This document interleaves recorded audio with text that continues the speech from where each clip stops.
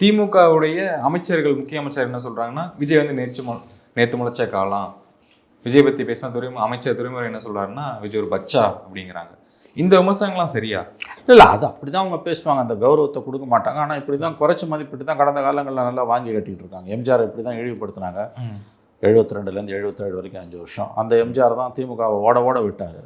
இல்லை, அப்படி பார்க்கும்போது சார், எம்ஜிஆரும் விஜயும் ஒன்றா அப்படிங்கிற கம்பேரிசன் தான் வரேன். அதுக்கு தான் வரேன். எம்ஜிஆர் 5 வருஷம் எம்ஜிஆரை விமர்சனம் பண்ணாங்க. அவர் அதிகாரத்துக்கு வந்து 10 வருஷம் ஓட விட்டார்.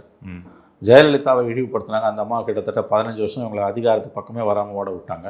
விஜய் ஓட விடுறாரோ இல்லையோ, இவங்களுக்கு வந்து ரொம்ப டிஸ்டர்பன்ஸ் பண்ணுறாரு. விஜய் வந்து இவங்களுக்கு பெரிய அளவில் டிஸ்டர்ப் பண்ணுறாரு. விஜய் இவங்க ஓட்டை உடைக்கிறாரு. விஜய் ஜெயிக்க முடியாது, ஆனால் திமுக வெற்றியை அவரால் சிதைக்க முடியும். அவர் எம்ஜிஆரோ ஜெயலலிதாவோ கிடையாது, அவர் விஜய் தான்.